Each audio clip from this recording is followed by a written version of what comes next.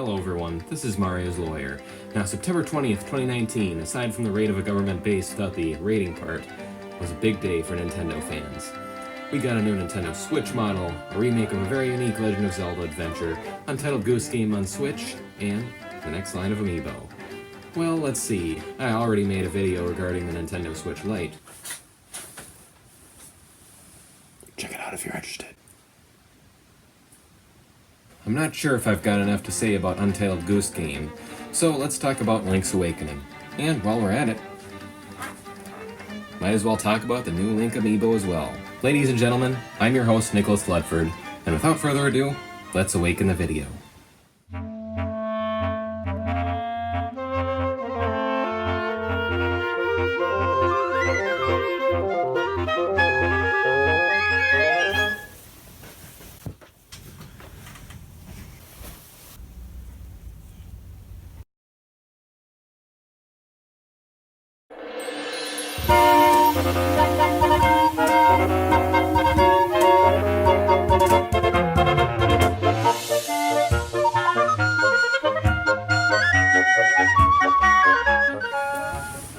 Ever since its announcement way back in February's Nintendo Direct, fans have been looking forward to Link's Awakening on the Switch.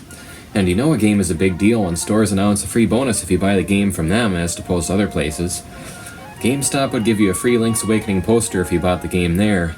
But the thing is, nobody goes to GameStop, so I ended up getting my copy at Target. Or they are offering free pin sets there, so I think I know what to do with these. Ah, there we go, perfect. Now, as I mentioned before, this game is a remake. The original Link's Awakening game was actually released in 1993 for the Nintendo Game Boy, 26 years ago. Because of this, its gameplay mechanics are going to differ tremendously from more modern entries to the series like Breath of the Wild or Skyward Sword.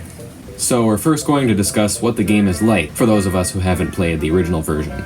Then, of course, we're going to look at the new features in the Switch remake, as these are always the things that make or break a remake. And then lastly, we'll take a look at what the Amiibo figure can do for you in the game, and, as a bonus, we'll also test its functionality in other games.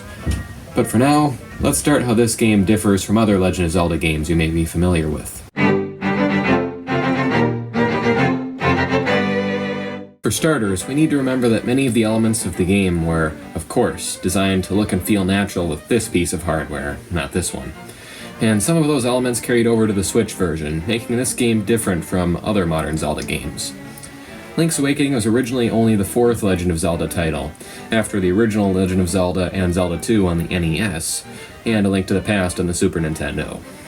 Keep in mind that Zelda games in 3D graphics, as we know them today, wouldn't exist until the next installment in the series, Ocarina of Time in 1998, with the Nintendo 64 making the task possible. As such, Link's Awakening would take more concepts from the first three games. The camera would be overhead, with Link in the middle of the screen, and the D-pad would allow you to move in 4 to 8 directions, just like the first three. You'd explore the overworld, talking to locals, and you'd try to find the entrances to dungeons where treasures you need in order to beat the game are held. Dungeons are arranged to be somewhat of a maze. They are a series of rooms in which you need to find keys to move along. If you know what you're doing, you'll eventually find a map of the dungeon and a compass, marking the location of treasure chests and the dungeon's boss, which requires a special key to get into. Once you succeed, you are presented with a powerful item you need to collect more of by beating other dungeons, then allowing you to hopefully beat the game. Along the way, you'll find items that you will need in order to overcome obstacles you didn't have the power to before. That's the classic Zelda formula, but this game is also somewhat of a unique installment in the series. For one, the story is quite different. This time around, Link is lost at sea and ends up washing ashore on a strange island known as Koholint. In order to return to Hyrule, Link must find a series of instruments in dungeons and shrines in order to awaken the Windfish. Like Zelda 2, it has some 2D platforming sections, but they're not as plentiful as in Zelda 2 to be sure. Probably my favorite unique aspect about the game is that, out of any Zelda title, it features the strongest crossover with the Super Mario franchise. Among other things, you'll come across enemies from the Mario series, and you'll find that some locals strongly resemble Mario characters. According to Nintendo, the reason behind this is that the original development team for Link's Awakening also did some work on, surprise surprise, Mario games. So maybe they wanted to see a little crossover between the two beloved franchises. Either way, I noticed they carefully excluded any members of the Koopa species to ensure that Bowser and his gang had no part in the story. Clever. After all, I am Mario's lawyer, aren't I? So I had to justify reviewing a Zelda game before a Mario game somehow, am I right? Then, of course, we can't forget about the deciding factor of a remake, what it adds to the original, or how it improves from the original. 2019 marks the second time Link's Awakening has been remade. The first time was in 1998 for the Game Boy Color, in which the game was remade in color and an extra dungeon or two was added. But this time around, Nintendo had to take an 8-bit game and remake it in HD, and that's a big jump. So the ultimate result of the game being remade in HD was that it ended up getting a diorama-like art style in which the world looks as though it's made out of toys. I personally love this new art style. I think it perfectly complements the game and its story. But the art style has been a bit of a controversial topic in the Zelda community. People are saying, they may give Mario, Kirby, and Yoshi games cute art styles all the time, but if you think about it, those franchises usually aren't, for lack of a better word, serious. Now, of course, I can certainly agree that there's some truth to that. There's definitely a difference between this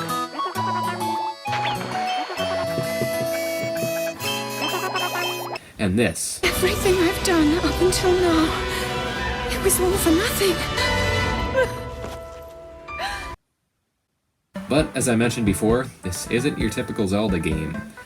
Sure, the story has moments of seriousness, but for the most part, the ESRB rating kinda speaks for itself.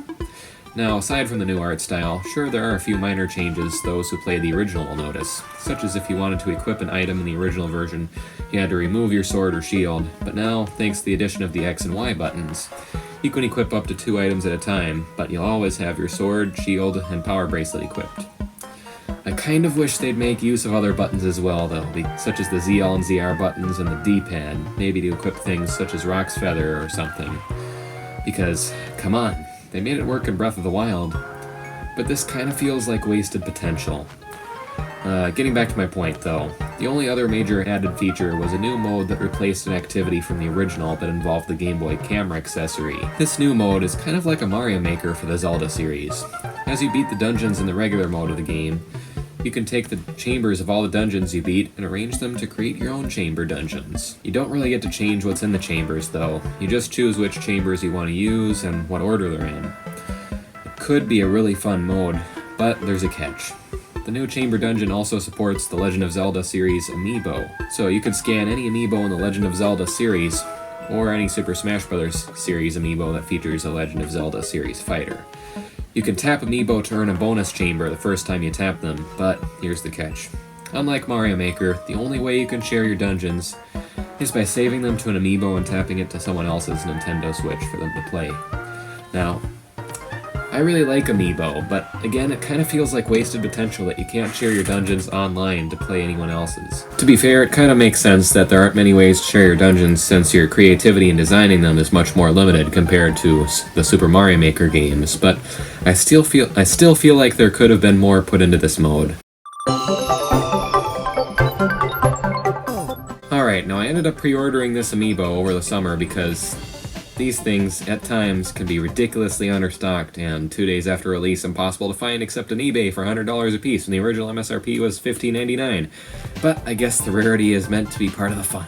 Luckily for those of you who missed this particular one, however, you can still find it without too much trouble, and I'm pretty sure they're still in stores if you're interested. Now, in just a moment, I'm going to look at what this Amiibo will get you in Link's Awakening and other major Nintendo Switch games, including one you're probably going to want to stick around for. But first, I want to quickly talk about the design of the Amiibo.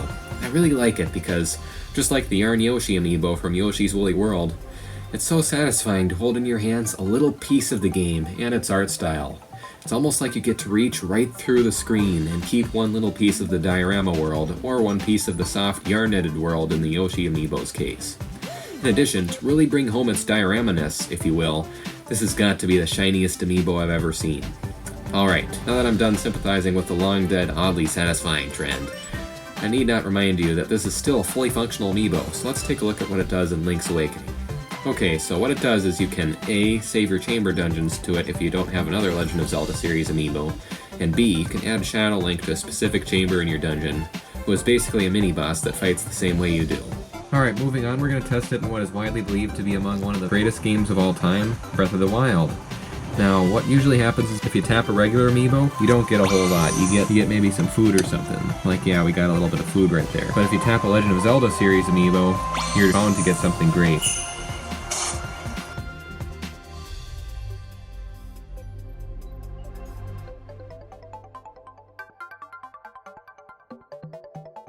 Alright everyone, the moment we've all been waiting for. Now we're going to test the Link Amiibo with Super Smash Bros. Ultimate to see if we get anything special out of it. Alright, so we're going to try it out. It works as a Link Amiibo, guys. Let's go. But it's regular Link. You know, that was a surprise. I was not expecting that, but it even automatically picks this color for us since the Amiibo's that same color. Well, yeah, let's do it. So yeah, fully functional Link Amiibo here.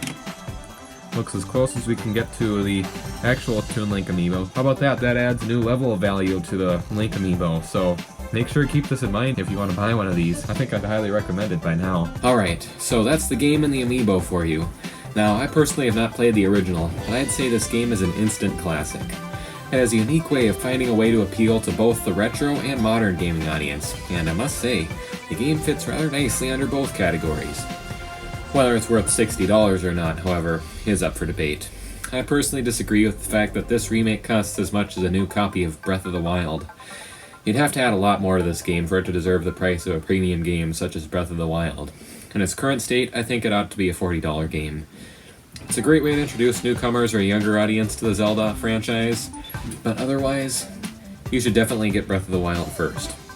However, if you are looking to buy Link's Awakening for less than $60 and don't mind retro games, the Game Boy Color remake of Link's Awakening that I mentioned earlier can still be found to this day on the Nintendo 3DS Virtual Console for a mere $6. So out of 100, I'd give the Switch version a 78. It's a good game with a bad price, and I feel like they could have added a little bit more to it. Oh well, if nothing more, at least it makes for a pretty good fall season game, so if you'll excuse me, I'm gonna play this outside.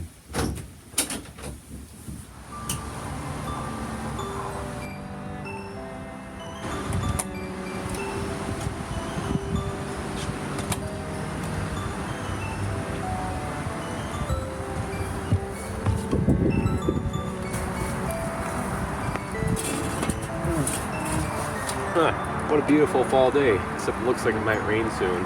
And the rest of the nation thinks that us Minnesotans live in a perpetual winter. That's stupid. Ooh, but wait a minute, it's 3:59 p.m. Maybe I better get to my AP US history homework. Oh well, maybe I could play outside in a couple hours.